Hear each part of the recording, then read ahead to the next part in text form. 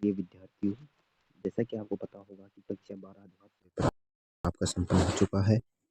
इसके पश्चात हमने एक महामैराथन क्लास का आयोजन किया था। उसमें सभी प्रश्न एक्यूरेट देखने को मिले हैं। चलिए देखते हैं पॉलिटिकल साइंस का पेपर।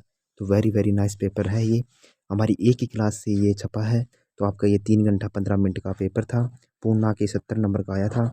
और ये चलिए पहला प्रश्न की ओर बढ़ते हैं। पहला प्रश्न हमारा है, वस्तुनिष्ठ प्रश्न में देखते हैं कि आसियान की स्थापना कब हुई। आसियान की स्थापना कब हुई? तो दोस्तों इसमें ए ऑप्शन था 1945, बी ऑप्शन था 1960, सी ऑप्शन था 1970 और डी ऑप्शन था 1967। तो दोस्तों यहाँ पर हमारा राइट आंसर होगा कि आसियान की स्थापना 1967 में हुई। आसियान की स्थापना कब हुई? 1967 में। डी ऑप्शन करने वाले सभी विद्यार्थियों का सही हो जाएगा यहाँ पर। तो जो भी डी बच्चा ऑप्शन नंबर डी करके आया है उसका राइट आंसर है। चलिए बढ़ते हैं क्वेश्चन नंबर 2 पर। क्वेश्चन नंबर 2 है कि शिमला समझौता कब हस्ताक्षर किया गया, यानी शिमला समझौता है उस पर कब हस्ताक्षर किए गई। चलिए option number A 1971, option number B है 1972, ऑप्शन नंबर सी है 1947 और ऑप्शन नंबर डी है 1955। तो यहाँ पर राइट आंसर होगा कि शिमला समझौता पर कब हस्ताक्षर किए गए, 1972। ऑप्शन नंबर बी करने वाले सभी विद्यार्थियों को राइट हो जाएगा। ऑप्शन नंबर बी करने वाले विद्यार्थी को फुली वन समझना चाहिए, क्योंकि बहुत अच्छा आंसर किया है। शिमला समझौता वेरी वेरी मोस्ट क्वेश्चन है, भारत और पाकिस्तान के बीच में ये हुआ था। चलिए बढ़ते हैं क्वेश्चन नंबर 3 पर। क्वेश्चन नंबर 3 है कि संयुक्त राष्ट्र दिवस संयुक्त राष्ट्र दिवस प्रतिवर्ष मनाया जाता है। ए ऑप्शन है 15 अगस्त को और ऑप्शन नंबर बी है 20 जनवरी को, सी ऑप्शन है 20 अक्टूबर को और डी ऑप्शन है 24 अक्टूबर को। तो यहाँ पर हमारा राइट आंसर होगा कि संयुक्त राष्ट्र यानी यूएनओ यूएनओ में यानी संयुक्त राष्ट्र संघ है जो प्रतिवर्ष किस तारीख को मनाया जाता है, तो 24 अक्टूबर। डी ऑप्शन राइट हो जाएगा यहाँ पर। डी ऑप्शन करने वाले सभी विद्यार्थियों को राइट हो जाएगा। चलिए बढ़ते हैं क्वेश्चन नंबर 4 पर। क्वेश्चन नंबर 4 है कि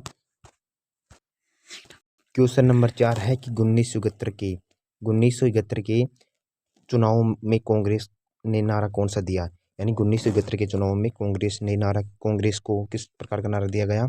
ऑप्शन ए है गरीबी हटाओ, ऑप्शन नंबर बी है कि जय जवान जय किसान, ऑप्शन सी है कि अच्छे दिन और ऑप्शन डी है कि शिक्षित भारत। तो यहाँ पर राइट आंसर होगा कि 1971 में जो गरीबी हटाओ, ये ऑप्शन राइट हो जाएगा। गरीबी हटाओ का नारा किसने दिया? श्रीमती इंदिरा गांधी ने। इंदिरा गांधी ने गरीबी हटाओ का नारा दिया 1971 के आम चुनाव में। चलिए बढ़ते हैं क्वेश्चन नंबर 5 पर। क्वेश्चन नंबर 5 है कि स्वतंत्र भारत में पहला आम चुनाव कब हुआ। स्वतंत्र भारत में पहला आम चुनाव कब हुआ? ऑप्शन नंबर ए है कि 1949, बी ऑप्शन है 1953, सी ऑप्शन है 1952 और डी ऑप्शन है 1957। तो यहाँ पर स्वतंत्र भारत में प्रथम आम चुनाव कब हुआ? तो 1951-52 में। 1951-52 में प्रथम आम चुनाव हुआ। तो यहाँ पर ऑप्शन नंबर सी राइट हो जाएगा। चलिए बढ़ते हैं क्वेश्चन नंबर 6 पर। क्वेश्चन नंबर 6 है कि गुटनिरपेक्ष आंदोलन के प्रणेता कौन थे। गुटनिरपेक्ष आंदोलन के प्रणेता कौन थे? ऑप्शन ए है कि पंडित जवाहरलाल नेहरू, ऑप्शन बी है कि Marshal Tito, option number C है कि अब्देल नासिर। तो यहाँ पर ऑप्शन नंबर डी राइट हो जाएगा कि ये तीनों ही क्या थे? गुटनिरपेक्ष आंदोलन के प्रणेता थे। ऑप्शन नंबर डी राइट हो जाएगा। चलिए बढ़ते हैं क्वेश्चन नंबर 7 पर। क्वेश्चन नंबर 7 है कि निम्नलिखित में से सही जोड़ी मिलाइए, यानी हमको इनका मिलाप करना है। क्वेश्चन नंबर 7 है कि निम्नलिखित में से सही जोड़ी मिलाइए। तो यहाँ पर हमारा राइट आंसर होगा कि 1950 व 1950 से 64 के दौरान भारत में विदेश नीति का लक्ष्य क्या था, पंचशील क्या था और बांडुंग सम्मेलन क्या था। चलिए तो यहाँ पर हमारा कि दलाई लामा कौन था? दलाई लामा एक तिब्बतीय धार्मिक नेता था। तो डी में 4 हो जाएगा। और बांडुंग सम्मेलन क्या था? बांडुंग सम्मेलन क्या था? और पंचशील समझौता क्या था? पंचशील समझौता क्या था कि इसकी प्रेरणा गुटनिरपेक्ष आंदोलन में हुई या शांतिपूर्ण सह अस्तित्व या क्षेत्रीय अखंडता की संपूर्णता की रक्षा था। तो ये 1964 से ऑप्शन नंबर बी हो जाएगा कि ऑप्शन नंबर ए में 3 आएगा कि 1950 से 64 के दौरान भारत ने विदेश नीति का लक्ष्य रखा शांतिपूर्ण सह अस्तित्व। और पंचशील समझौता कब हुआ? पंचशील समझौता हुआ कि एक सेकेंड। पंचशील समझौता हुआ कि क्षेत्रीय अखंडताओं की रक्षा करना। और बांडुंग सम्मेलन हुआ शांतिपूर्ण सह अस्तित्व। तो यहाँ पर हमारा ये राइट आंसर हो जाएगा कि 1950 से 60 के दौरान भारत ने इसकी परिणति गुटनिरपेक्ष आंदोलन से हुई। और पंचशील समझौता कब हुआ? ये क्षेत्रीय शांतिपूर्ण सह अस्तित्व को रखना। दलाई लामा एक तिब्बतीय धार्मिक नेता था। चलिए बढ़ते हैं क्वेश्चन नंबर 8 पर। क्वेश्चन नंबर 8 है कि क्वेश्चन नंबर 8 है कि विश्व व्यापार संगठन निम्नलिखित में से किस संगठन का उत्तराधिकारी है। विश्व व्यापार संगठन निम्नलिखित में से कौन से संगठन का उत्तराधिकारी है। तो general agreement on trade off tariff, और बी ऑप्शन है general arrangement on tariff of tariff, और विश्व स्वास्थ्य संगठन या संयुक्त राष्ट्र संघ यूएनओ। तो यहाँ पर हमारा ऑप्शन नंबर ए राइट हो जाएगा कि विश्व व्यापार संगठन WTO general agreement on trade off tariff का उत्तराधिकारी ये संगठन हो जाएगा। ऑप्शन ए करने वाले सभी विद्यार्थियों का सही हो जाएगा। चलिए बढ़ते हैं क्वेश्चन नंबर 9 पर। क्वेश्चन नंबर 9 है कि भारत के विभाजन के बारे में निम्न में से कौन सा कथन असत्य है।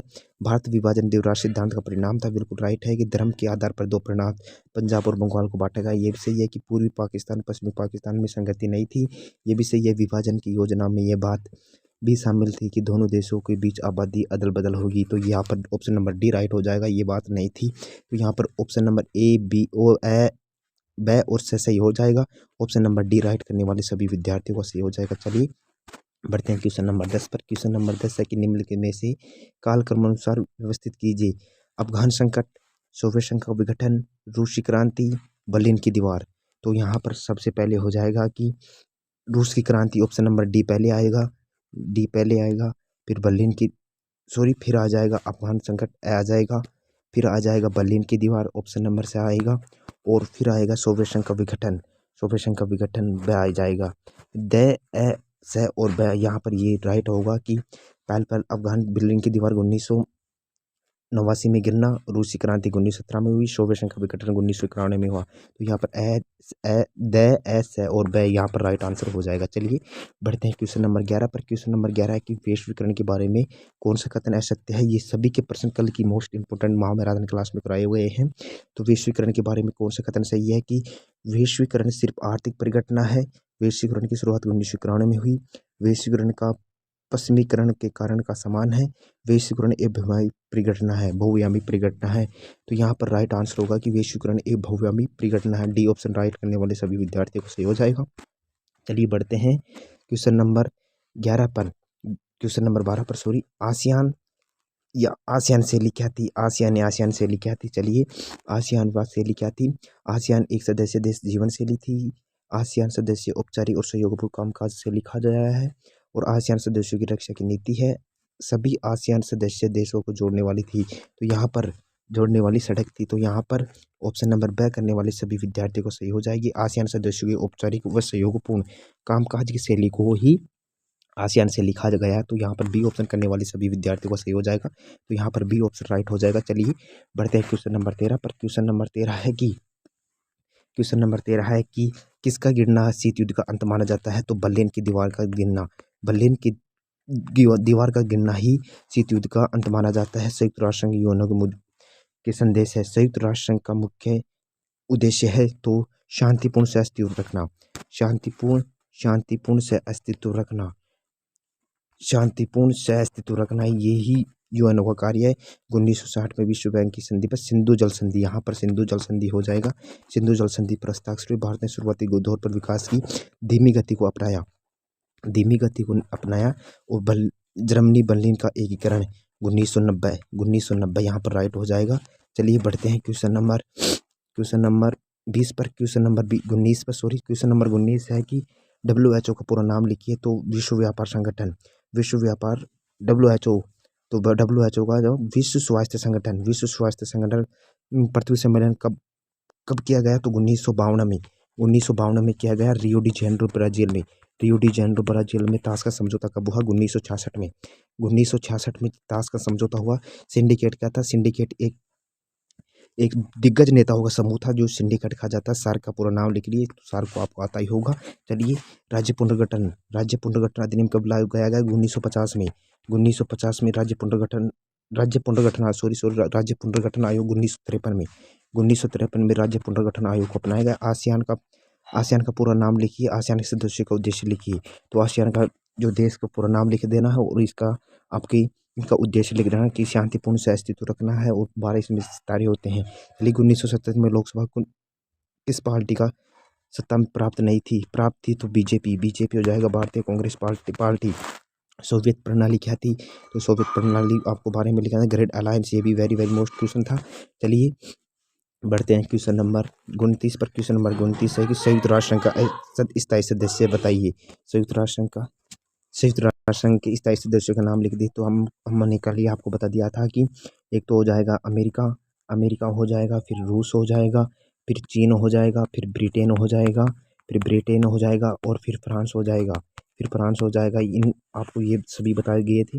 तो ये वेरी वेरी मोस्ट क्वेश्चन था, इसलिए हमने बताया कि ये संयुक्त राष्ट्र संघ के सदस्यों का नाम नहीं। भारत पाकिस्तान के मध्य विवाद क्या था, तो कश्मीरी विवाद, ये भी हमारी क्लास में आया है, कल की क्लास में कश्मीर विवाद प्रमुख मुद्दा था।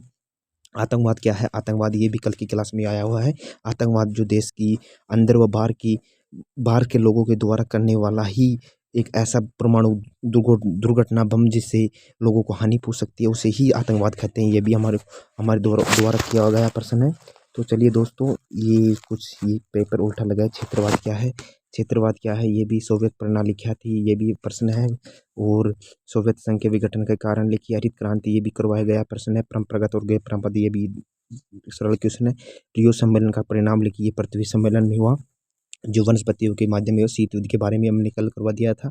और आज की चीन की अर्थव्यवस्था कैसी है, चीन की अर्थव्यवस्था बहुत ही मजबूत और वैश्वीकरण से संबंधित है। और 39% वैश्वीकरण के औद्योगिकरण लिखी, ये भी हमने करवाया। तो दोस्तों, इसमें ये 50 सम्मेलन है शीत युद्ध के बारे में, वैश्वीकरण, इसमें 45 क्वेश्चनों में 45 क्वेश्चन में लगभग 42 प्लस क्वेश्चन हमारी कल की महामैराथन क्लास में आए हैं। तो दोस्तों, ये आपके आंसर की थी, ये वेरी वेरी मोस्ट क्वेश्चन थे। और अच्छा पेपर ही बना, ज़्यादा डिजिटल टाइप पेपर भी नहीं बना। तो पुराने पेपरों से लगभग सभी क्वेश्चन मिल चुके हैं। तो दोस्तों, कल मिलते हैं आपको। हिंदी साहित्य की एग्जाम है कि हिंदी वाले की, उसके साथ आज रात को 7:30 बजे। और ये आंसर की कैसी लगी आपको, ये बताना कमेंट बॉक्स में। अपने दोस्तों के पास शेयर करना। तब तक के लिए जय हिंद, जय भारत।